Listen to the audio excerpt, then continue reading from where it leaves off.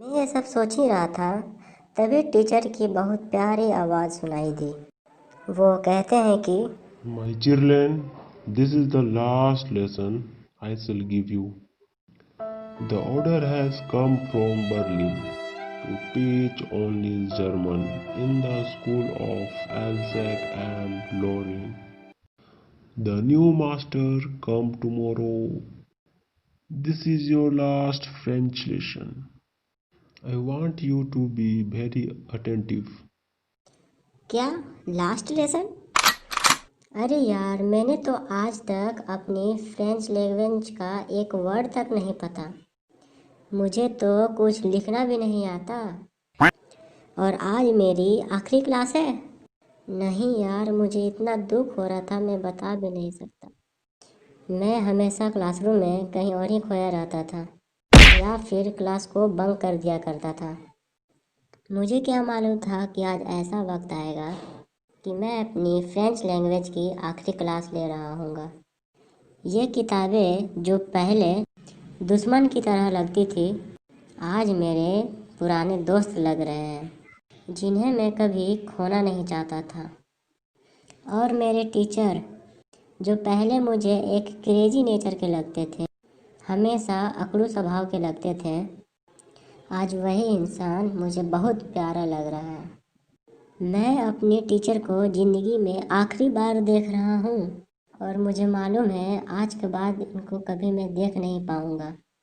ये दर्द मुझे अंदर ही अंदर खा रहा था। अच्छा, अब मैं समझ गया वो बुलेटिन बोर्ड के पास इतना भीड़ क्यों लग रही थी। टीचर ने इतने अच्छे कपड़े क्यों पहन रखे हैं, और ये क्लासरूम के पीछे बेंचेस पे गांव के लोग क्यों आकर बैठे हैं। शायद इसलिए आज आखिरी क्लास है। गांव के लोग इसलिए आए हैं, टीचर को 40 साल सर्विस के लिए थैंक यू बोलना चाहते थे, या शायद इसलिए कि आज तक वो फ्रेंच लैंग्वेज तक नहीं पढ़ पाए, तो आज वो पढ़ें। मैं ये सब सोच ही रहा था, तभी मेरा नाम सुनाई दिया। अब लगता है कि मेरी बारी आई पार्टिसिपल पढ़ने की।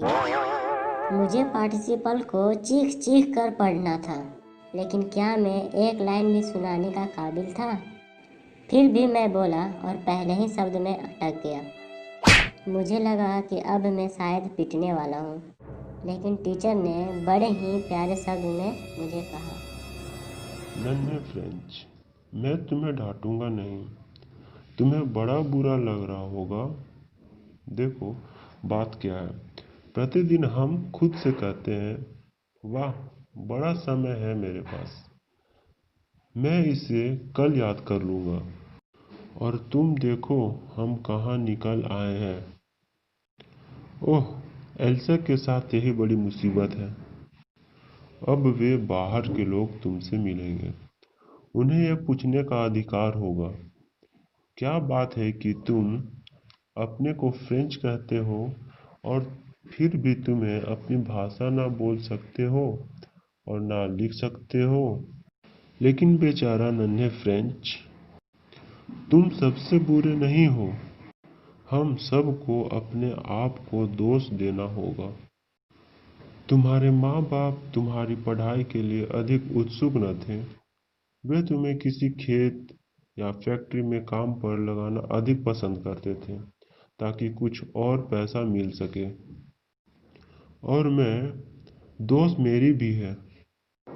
क्या मैंने भी कभी तुम्हें पाठ पढ़ने के स्थान पर अपने स्कूल में पानी देने के लिए नहीं भेजा? और जब मैं मछली पकड़ने जाना चाहता था, क्या तब मैं तुम्हें छुट्टी नहीं दे देता था? फिर टीचर ने अपने फ्रेंच लैंग्वेज पर इतनी प्यारी बात कही। यह संसार की सबसे सुंदर भाषा है, सबसे स्पष्ट और सबसे तर्कसंगत, कि हमें अपने मध्य इसकी रक्षा करनी होगी और हम कभी इसे न भूलें।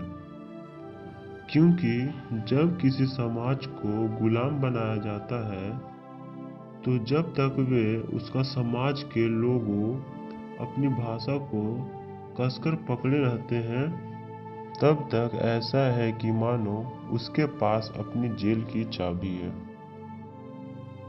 मुझे ऐसा लग रहा था कि मेरे टीचर ने आज तक ऐसा पढ़ाया ही नहीं था, या यूँ कहा जाए कि मैंने आज से पहले कभी इतने अच्छे तरीके से पढ़ा ही नहीं। पार्टिसिपल के क्लास ख़त्म होने के बाद टीचर ने हमें कुछ कॉपियाँ दी। उसके ऊपर बड़े बड़े शब्दों में लिखा था France else's, France else's, France else's. फिर पूरी क्लास ने लिखना शुरू कर दिया। पूरी क्लास में एक अजीब सी शांति थी। सिर्फ और सिर्फ एक ही चीज़ की आवाज़ आ रही थी, कॉपियों पर लिखने की आवाज़। सब बहुत ही खामोशियों से लिख रहे थे। तभी मुझे कुछ छत के ऊपर से कबूतरों की आवाज़ आई। वो कबूतर गुटर गू कर रहे थे। मैंने अपने मन में सोचा, क्या ये जर्मनी वालों भी क्या इन कबूतरों से भी अपने भाषा बुलवाएंगे? कुछ समय बाद एक बेल बजती है और जर्मनी के सेनाओं के ड्रिल करने की आवाज़ आती है। मास्टर हेमेल पीछे मुड़े और उन्होंने चौक उठाया और बड़े ही ताकत से बड़े बड़े अक्षरों में लिखा